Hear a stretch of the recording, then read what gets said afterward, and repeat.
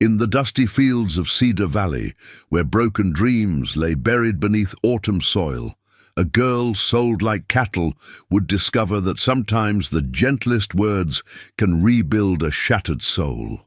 The wagon wheels carved deep ruts into the muddy path leading to Crosswinds Farm, each turn bringing Evangeline Hartford closer to a destiny she never chose. Autumn mist clung to the rolling hills of Cedar Valley like a shroud, and the crisp air carried the scent of dying leaves and wood smoke from distant chimneys. She sat rigid in the back of the merchant's cart, her worn brown dress dampened by the morning dew, her hands folded so tightly in her lap that her knuckles had turned white. Ezra Hartford rode alongside the wagon on his aging mare, his bloodshot eyes fixed on anything but his daughter's face. The smell of whiskey still lingered on his breath from the night before, mixing with the bitter tang of regret that seemed to follow him everywhere these days. He had aged a decade in the past few months, ever since the bank threatened to seize their small homestead. The gambling debts, the failed crops, the endless bottles that promised to wash away his failures, but only multiplied them, all of it had led to this moment. "That's Crosswinds Farm ahead," muttered the wagon driver, a grizzled man named Tobias, who had seen too many such transactions in his years of service. His voice carried no judgment, but Evangeline could feel the weight of his pity pressing down on her like a stone. The farmhouse emerged from the mist like something from a dream, or perhaps a nightmare. It was grander than anything Evangeline had ever seen, with white-painted walls that gleamed despite the overcast sky, wrap-around porches adorned with carved railings, and tall windows that seemed to watch her approach with silent curiosity. Smoke rose from multiple chimneys, suggesting warmth and life within, yet the sight filled her with dread rather than comfort.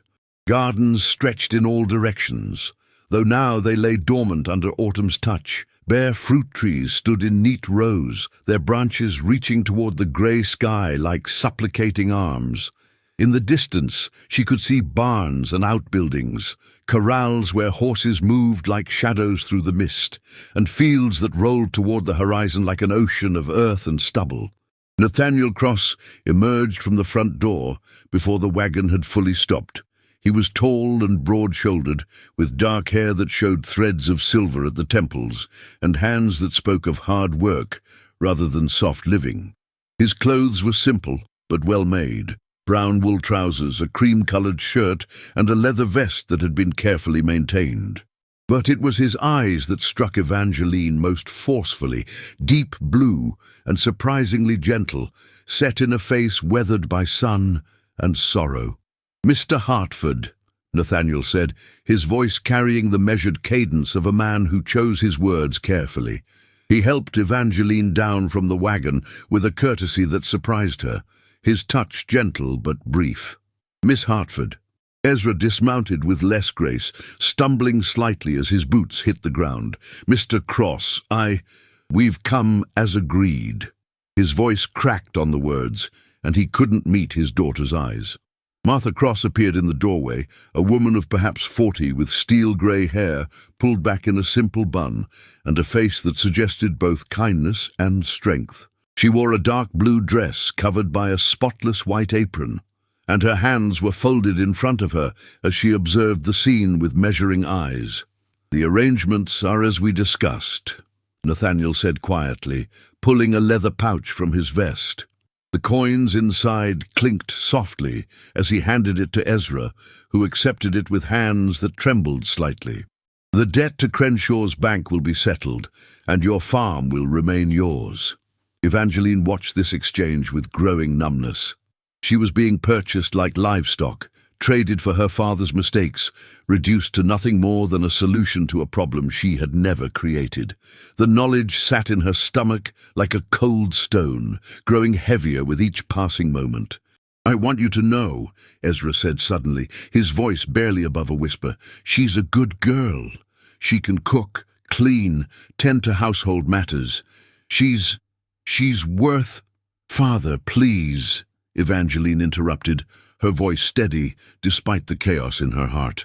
"Don't." Nathaniel's gaze moved between father and daughter, and something shifted in his expression. "Mr.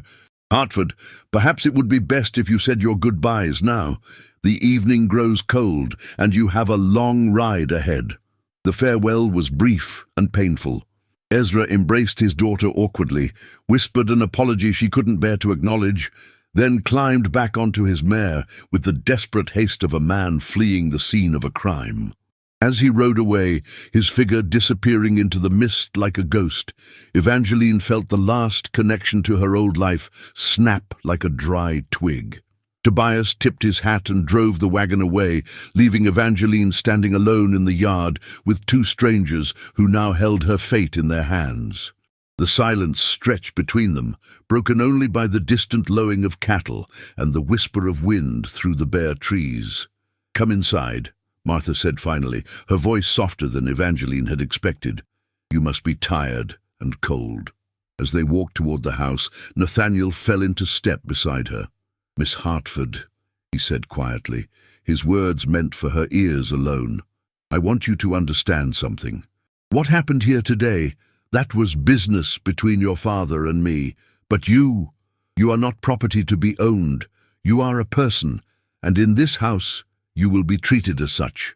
Evangeline looked up at him, searching his face for deception or hidden cruelty, but found only sincerity. For the first time since leaving her father's house, she felt a tiny spark of something that might have been hope. But as they crossed the threshold into her new life, one thought echoed in her mind like a funeral bell. "I am worth nothing. I am worth nothing. I am worth nothing." The first week at Crosswinds Farm passed like a fever dream, each day blending into the next in a haze of unfamiliar routines and careful politeness. Evangeline found herself moving through the grand house like a ghost, touching nothing that wasn't strictly necessary, speaking only when spoken to, and constantly fighting the feeling that she didn't belong in such refined surroundings. Martha had given her a room on the second floor, a space larger than the entire main room of her father's cabin. The walls were papered in soft yellow roses, and lace curtains filtered the morning light into gentle patterns across polished wooden floors. A porcelain washbasin sat atop a carved dresser, and the bed was covered with quilts so fine they seemed too precious for daily use. Yet despite the comfort, Evangeline slept poorly, startling awake each night with the crushing realization that she was no longer free. "You're trying too hard," Martha observed on the 7th morning, watching as Evangeline scrubbed the already spotless kitchen floor for the 2nd time. "This isn't punishment, child. It's meant to be your home." Evangeline paused in her scrubbing, her hands red and raw from the harsh soap. "I need to earn my keep," she said quietly. "I need to prove I'm worth the price he paid." Martha's expression softened, but before she could respond, the kitchen door opened, and Nathaniel entered, carrying a basket of eggs from the henhouse. His shirt sleeves were rolled up despite the morning chill, and mud clung to his boots from the morning chores. He stopped short when he saw Evangeline on her knees, scrub brush in hand. "Miss Hartford," he said, his voice carrying a note of concern, "surely there are better ways to spend your morning than cleaning floors that were cleaned yesterday." "I'm sorry," Evangeline said quickly, scrambling to her feet and nearly knocking over the bucket of soapy water. "I didn't mean to displease you. I can do better, I promise. I can work harder." Something flickered across Nathaniel's face, an emotion Evangeline couldn't quite identify. He set the basket on the table and approached slowly, as if she were a wounded animal that might bolt at any sudden movement. "You haven't displeased me," he said gently, "but I'm beginning to think I've displeased you. Have I given you reason to believe you're unwelcome here?" The question caught Evangeline off guard. She had expected many things from her new life: harsh treatment, endless labor, perhaps cruelty disguised as kindness. But she had never expected genuine concern for her feelings. "I don't understand," she whispered, backing against the wall as if seeking escape. "You bought me. You own me. Why does it matter if I'm unwelcome?" The words hung in the air like a physical blow. Martha gasped softly, and Nathaniel's face went pale. For a long moment no one spoke. Outside, a rooster crowed, and somewhere in the distance, church bells began their Sunday morning call to worship. "Is that what you think?" Nathaniel asked finally, his voice so quiet Evangeline had to strain to hear it. "That I bought you? That I own you? Didn't you?" The words came out sharper than she intended, fueled by a week of suppressed anger and hurt. "My father owed money. You paid his debt. I was part of the transaction. I'm worth exactly what you put in that leather pouch. Nothing more, nothing less." Nathaniel moved closer, and Evangeline was surprised to see something that looked like pain in his eyes. "That money wasn't payment for you," he said slowly. "It was payment for your father's debt. You came here because you had nowhere else to go." "That's the same thing," Evangeline said, but her voice wavered. "I have no choice. I have no say. I'm worthless baggage that came with the deal." "Stop!" The word came out more forcefully than Nathaniel seemed to intend, and Evangeline flinched. He immediately softened his tone. "Please don't say that about yourself. Don't ever say that." "Why not?" "It's true." Tears began to gather in Evangeline's eyes, though she fought to hold them back. "Do you know what my father said when he told me about this arrangement? He said I should be grateful someone was willing to take me on. He said I was more burden than blessing, and at least this way I might finally be useful for something." Martha made a sound of distress, pressing her hand to her mouth. Nathaniel's hands clenched into fists at his sides, but when he spoke, his voice remained gentle. "Your father was wrong," he said simply. "And if I've done anything to make you feel that his words were true, then I've failed, as both a Christian and a man." Evangeline stared at him, searching for the lie, the hidden cruelty, the trap she was certain must be lurking beneath his kindness. But his eyes held nothing but sincerity and something else, something that looked almost like the way her mother used to look at her before the fever took her, before everything fell apart. "I don't understand you," she whispered. "I don't understand this place. I don't understand why you're being kind to me." Nathaniel was quiet for a long moment, his gaze moving to the window where morning light painted the frost-covered fields in shades of gold and silver. When he spoke again, his voice carried the weight of old sorrows. "2 winters ago, I lost my wife," he said quietly. "Sarah she was everything good in this world. Kind, gentle, full of life and laughter. She died trying to bring our child into the world, and I lost them both in a single night."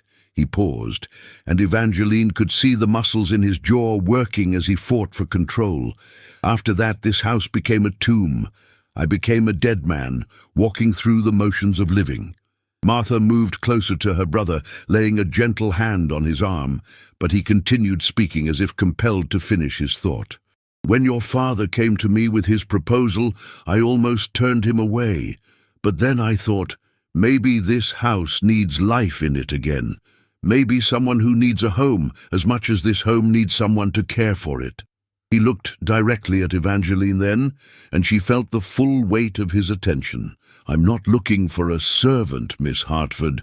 I'm looking for someone who might help me remember what it means to be alive." The kitchen fell silent, except for the ticking of the mantel clock and the distant sound of wind through the eaves.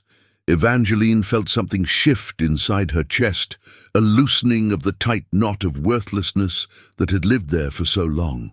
"I still don't understand," she said softly. "If you don't want a servant, what do you want from me?" Nathaniel smiled then, the first genuine smile she had seen from him, and it transformed his entire face. "I want you to stop scrubbing floors that don't need scrubbing," he said. "I want you to eat dinner with us instead of hiding in the kitchen. I want you to tell me what you think about the books in my library. I want you to help Martha with the baking because you enjoy it, not because you feel obligated.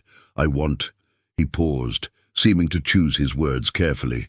"I want you to be yourself, whoever that might be."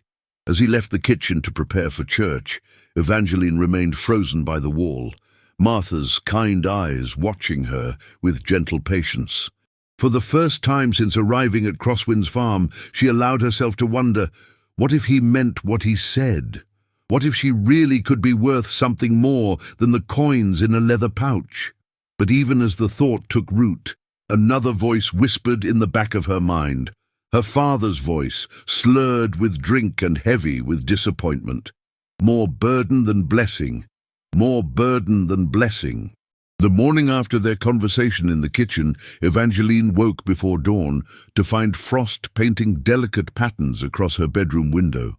She dressed quietly in the grey light, braiding her hair with practiced efficiency, and made her way downstairs, expecting to find the house still wrapped in sleep. Instead, she discovered Nathaniel already in the kitchen, standing before the stove, with a coffee pot in one hand and a look of mild bewilderment on his face. "I'm afraid I'm not much use when it comes to breakfast," he admitted, glancing up as she entered. "Martha's visiting her friend Clara in town for a few days, and I've discovered that my culinary skills extend little beyond boiling water." Despite herself, Evangeline felt her lips twitch with what might have been the beginning of a smile. It was the first time she had seen him look anything less than completely composed, and something about his helplessness in the face of the simple stove made him seem more human, less like the intimidating figure she had built him up to be in her mind. "May I?" she asked, gesturing toward the stove. "Please," he said, stepping aside with obvious relief. "I was beginning to think I might starve before Martha returns." As Evangeline moved about the kitchen, her hands finding their rhythm in the familiar tasks of cooking, she became aware that Nathaniel remained nearby, not hovering or watching critically, but simply present. He poured coffee for both of them, setting her cup on the counter within easy reach, and when she began to mix batter for pancakes, he quietly retrieved ingredients she needed before she had to ask. "My mother taught me to cook," Evangeline found herself saying as she worked. The words came out unexpectedly, surprising her with their ease. "She said a woman who could feed people well would never lack for purpose in this world." "She sounds like a wise woman," Nathaniel replied, leaning against the counter with his coffee. "What else did she teach you?" The question opened something inside Evangeline that had been closed for so long, she had almost forgotten it existed. As she cooked, she found herself talking about her mother, how she had dried herbs by the kitchen window, how she could make a feast from the simplest ingredients, how she had sung while she worked, filling their small cabin with melodies that seemed to make even the hardest days bearable. "She died when I was 15, Evangeline said quietly, flipping the last pancake with practiced ease. "After that, Father changed. The drinking got worse, and he stopped caring about anything except the bottom of a bottle." Nathaniel was quiet for a moment, absorbing this information. "It must have been lonely," he said finally, "taking care of everything by yourself." "I didn't mind the work," Evangeline replied, surprising herself with the honesty. "I minded feeling like it didn't matter, like nothing I did could fix what was broken." They ate breakfast together at the kitchen table as the sun rose slowly over the frost-covered fields. It was a simple meal, but something about sharing it felt different from the formal dinners of the past week. There was an ease to the conversation that Evangeline hadn't expected, a sense that perhaps she could speak without weighing every word for its potential to displease. "I have something to show you," Nathaniel said after they had finished eating, "if you're interested." He led her through the house and out the back door, across the yard to a small building she had noticed but never approached. Inside, she found something that took her breath away. A workshop filled with half-finished furniture, wood shavings scattered across the floor like golden snow, and the rich scent of cedar and oak hanging in the air.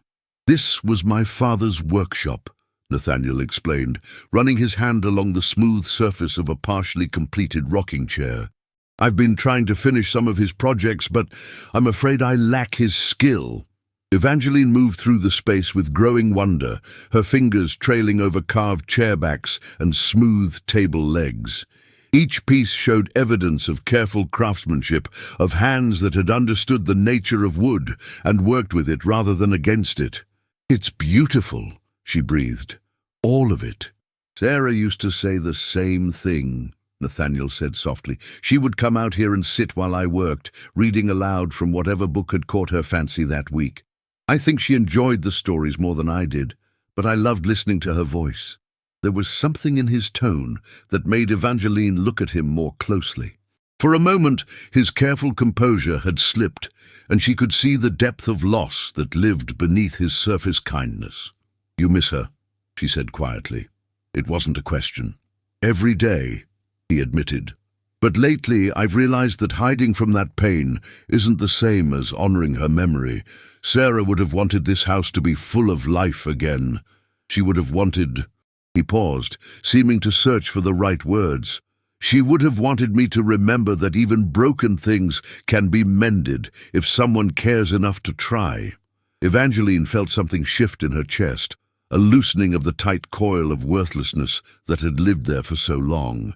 She picked up a piece of sandpaper from the workbench and began to smooth the arm of the rocking chair with careful strokes. "My mother used to say that too," she said quietly, "about broken things.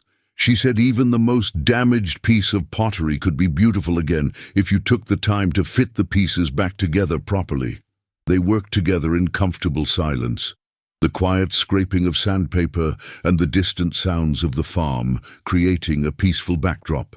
For the first time since arriving at Crosswinds Farm, Evangeline felt something approaching contentment. Here, in this space, filled with the patient work of creation and restoration, she could almost imagine a different version of herself, one who wasn't defined by her father's failures or the circumstances that had brought her here. "Evangeline," Nathaniel said suddenly, using her full name for the first time. She looked up, surprised by the gentle formality of it. "I want you to know that what I said yesterday about wanting you to be yourself, I meant it. But I'm beginning to realize that perhaps you've forgotten who that person is." The observation hit closer to home than she cared to admit. For so long, she had defined herself only in terms of what she lacked, what she couldn't provide, what burden she represented to others. The idea that there might be something more, something valuable hidden beneath the layers of shame and self-doubt seemed almost impossible to consider. "I'm not sure I ever knew," she admitted quietly. Nathaniel set down his sandpaper and looked at her directly, his blue eyes serious but kind. "Then perhaps that's something we can discover together," he said, "if you're willing." As they walked back to the house together, Evangeline found herself thinking about seeds, how they could lie dormant in frozen ground for months, waiting for the right combination of warmth and moisture to begin their transformation into something entirely new. Perhaps, she thought, there were seeds of possibility buried inside her as well, waiting for the right conditions to grow. But even as hope began to take tentative root in her heart, she could still hear the echo of her father's words, more burden than blessing. The voice was quieter now, but it had not yet been silenced entirely. 3 weeks had passed since the morning in the workshop, and something fundamental had shifted in the rhythm of life at Crosswinds Farm. Evangeline found herself humming while she worked. Not the nervous, self-conscious melodies of someone trying to fill silence, but the unconscious songs that rose from contentment. She had begun to help Nathaniel with the carpentry projects, her smaller hands proving adept at the delicate detail work that his larger ones sometimes struggled with. On this particular afternoon, she was in the front parlor dusting the mantelpiece when the sound of approaching hooves drew her attention to the window. A familiar black buggy was making its way up the drive, and her heart sank as she recognized Reverend Samuel Hayes at the reins. Behind him rode 2 other men from town, Mr. Crenshaw from the bank and Judge Morrison, both pillars of Cedar Valley society whose opinions carried weight far beyond their modest community. Evangeline quickly smoothed her skirts and checked her reflection in the hallway mirror. But before she could retreat to the kitchen as propriety might have demanded, Nathaniel appeared beside her. "Let them come," he said quietly, having observed her instinctive movement toward escape. "You belong in this parlor as much as anyone." The front door opened to admit the three visitors, their expressions ranging from concerned to openly disapproving. Reverend Hayes, a thin man with steel-grey hair and penetrating eyes, removed his hat with deliberate ceremony, while the others flanked him like silent sentinels. "Nathaniel," the Reverend said, his voice carrying the measured cadence of a man accustomed to being heard, "I hope we're not interrupting anything important." "Not at all, Reverend," Nathaniel replied, though Evangeline noticed the subtle tension that had crept into his shoulders. "Gentlemen, to what do I owe the pleasure?" Judge Morrison, a portly man with mutton-chop whiskers and a permanent expression of judicial sternness, stepped forward. "We've come on a matter of some delicacy, Nathaniel. Concerns have been raised about the arrangements you've made regarding Miss Hartford here." Evangeline felt heat rise in her cheeks, but Nathaniel's voice remained steady. "What sort of concerns?" "The moral implications," Reverend Hayes interjected, his eyes moving between Nathaniel and Evangeline with obvious censure. "A young, unmarried woman living unchaperoned in the home of a widowed man. Surely you can understand how this appears to the community." "Martha lives here as well," Nathaniel pointed out, though his tone had grown cooler. "Hardly unchaperoned." "Martha is away more often than not these days," Mr. Crenshaw observed, speaking for the first time. "And even when she's present, the situation is irregular. People are talking, Nathaniel. Questions are being asked about the nature of Miss Hartford's position here." Evangeline felt the familiar weight of shame settling over her like a heavy cloak. She had been foolish to think that her growing happiness could exist without consequences, that the judgments of others could be kept at bay indefinitely. In a community like Cedar Valley, every action was observed, every choice scrutinized and weighed against the rigid standards of respectability. "What exactly are you suggesting?" Nathaniel asked, his voice carrying a dangerous edge that Evangeline had never heard before. Reverend Hayes cleared his throat portentously. "We're suggesting that if Miss Hartford is to remain here, certain formalities should be observed. Marriage, specifically, a proper Christian union that would satisfy both moral and social requirements." The words hung in the air like a physical blow. Evangeline felt the blood drain from her face as the full implication sank in. Marriage to Nathaniel, not from love or choice, but as a social necessity, a solution to a problem she had inadvertently created simply by existing in his house. "And if I refuse?" Nathaniel asked quietly. Judge Morrison's expression grew stern. "Then Miss Hartford's position here becomes untenable. The community cannot sanction such an arrangement indefinitely. There are charitable institutions, schools for wayward girls, places where someone in her circumstances might find appropriate guidance." "You're threatening to have her removed," Nathaniel said, and there was no mistaking the anger beneath his controlled tone. "We're offering a solution," Reverend Hayes corrected. "Marriage would solve all problems. Miss Hartford would have a respectable position, your household would regain its proper moral standing, and the community's concerns would be addressed." Evangeline found her voice at last, though it came out smaller than she would have liked. "And what if I don't want to marry?" she asked. "What if Mr. Cross doesn't want to marry me?" The three men looked at her with expressions ranging from surprise to outright disapproval, as if they had forgotten she was capable of speech, let alone independent thought. "My dear girl," Reverend Hayes said with condescending patience, "this isn't a matter of wants or desires. This is about doing what's right, what's proper. Surely you understand that your current situation is irregular."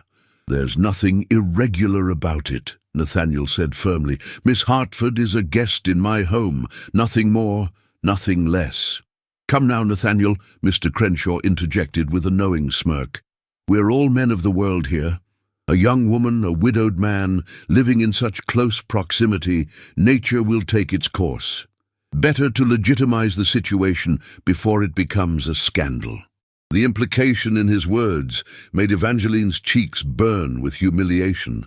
She could see in their eyes what they thought of her, what they had probably thought from the moment they learned of her arrival.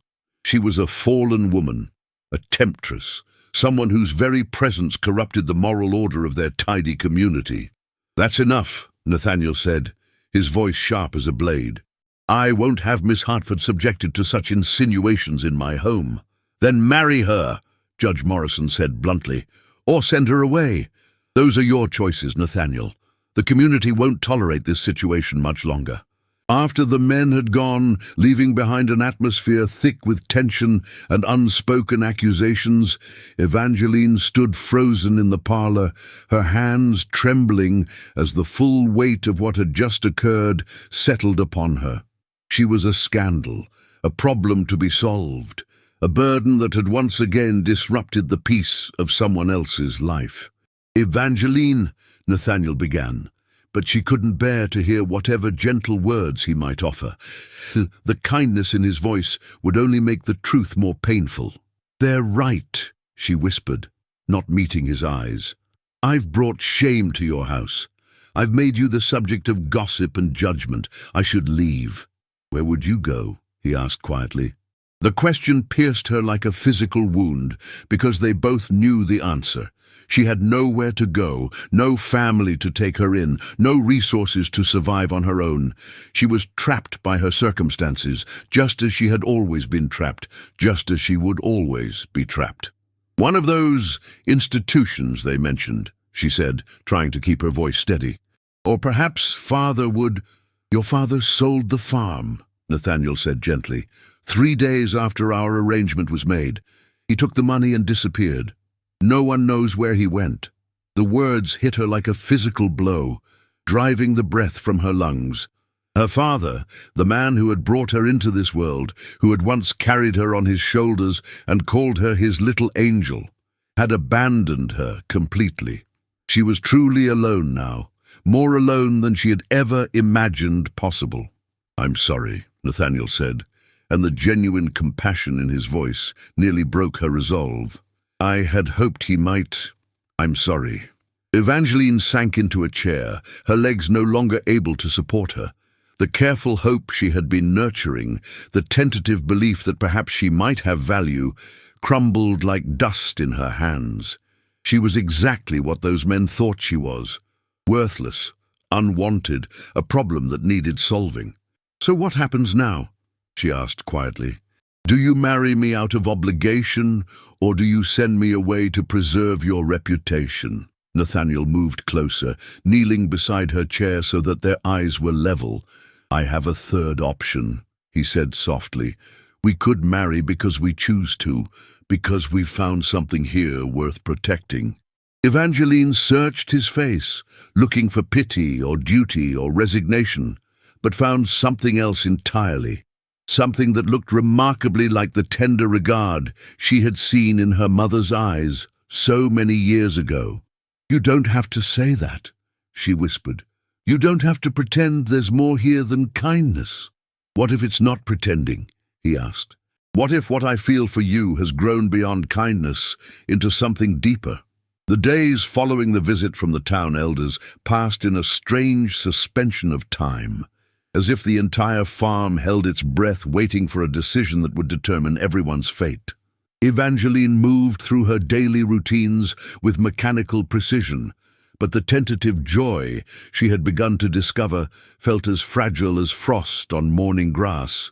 Every glance from Nathaniel seemed weighted with unspoken questions. Every moment of silence stretched taut with possibilities neither dared voice aloud.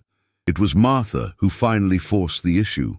She returned from her extended visit to find the house wrapped in tension so thick it could be carved with a knife, and within an hour of her arrival she had cornered her brother in the workshop while Evangeline prepared dinner. "That's quite enough of this foolishness," she declared, standing in the doorway with her hands planted firmly on her hips. "You're both walking around like condemned prisoners, and it's making everyone miserable." Nathaniel looked up from the rocking chair he had been sanding with unnecessary vigor. "Martha, this isn't your concern." "Isn't it?" she interrupted. This is my home too, Nathaniel Cross, and I won't have it turned into a mausoleum again just because you're too stubborn to admit what's plain as day to anyone with eyes. And what exactly is plain as day?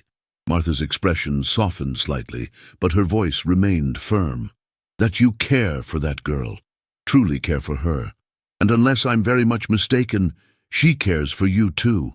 So why are you both acting like marriage would be some terrible sacrifice instead of the blessing it could be? Nathaniel set down his sandpaper and sank onto a wooden stool, suddenly looking older than his years. Because she deserves better than a man who's offering marriage as a solution to a social problem. She deserves to be chosen, not rescued. And have you considered, Martha said gently, that perhaps she has chosen you? That perhaps this isn't about rescue at all, but about two broken souls finding healing in each other. That evening, as autumn twilight painted the sky in shades of amber and rose, Nathaniel found Evangeline in the garden behind the house. She was kneeling among the dormant flower beds, pulling up the last stubborn weeds with methodical determination, as if she could somehow organize the chaos in her heart by imposing order on the earth. "The ground's too cold for gardening," he observed, settling onto a nearby bench. "I needed something to do with my hands," she replied without looking up. Something that felt useful. They sat in comfortable silence for a while, watching the first stars appear in the darkening sky. Finally, Nathaniel spoke, his voice soft in the gathering dusk. "I've been thinking about what Reverend Hayes said, about marriage." Evangeline's hands stilled in the soil, but she didn't turn around. "And what conclusion have you reached?" "That they're right about one thing. The situation can't continue as it is. But not for the reasons they think." He paused, choosing his words carefully. "I can't keep pretending that what I feel for you is simple kindness. It's become something deeper, something that makes me want to protect not just your reputation, but your happiness." Evangeline finally turned to face him, dirt smudged on her cheek and uncertainty shining in her eyes. "You don't have to say that. I know what I am, what I represent. I'm a burden you've been kind enough to shoulder, nothing more." Nathaniel rose from the bench and moved closer, kneeling in the dirt beside her despite his good clothes. "Is that truly what you think? After all these weeks, after everything we've shared, you still believe you're nothing but a burden? What else could I be?" The words came out raw, stripped of all pretense. "I have no dowry, no family, no prospects. I was sold like livestock to pay my father's debts. I'm worth nothing, Nathaniel. I'm worth absolutely nothing." The naked pain in her voice cut through him like a blade, but it was the defeated certainty in her eyes that made his heart ache. This beautiful, intelligent, caring woman truly believed herself to be worthless, and he realized that no amount of kindness or gentle treatment would heal a wound that deep. Sometimes, healing required truth spoken with unflinching clarity. "Evangeline," he said, taking her dirt-stained hands in his and holding them firmly when she tried to pull away. "Look at me." Reluctantly, she raised her eyes to meet his, and he saw in them all the accumulated pain of a lifetime of being told she wasn't enough. "You want to know what you're worth?" he asked quietly. "You're worth every sunrise I've looked forward to since you came here. You're worth the sound of laughter in this house for the first time in 2 years. You're worth the way my workshop smells like lemon oil now, because you take such care with the wood. You're worth the taste of bread that doesn't burn because someone who actually knows how to cook is making it." "Nathaniel, I'm not finished," he said firmly. "You're worth the conversations about books that make me think about ideas I'd forgotten. You're worth the way the horses come to the fence when you walk by because they know you'll speak softly to them. You're worth watching the seasons change from someone who notices the beauty in small things."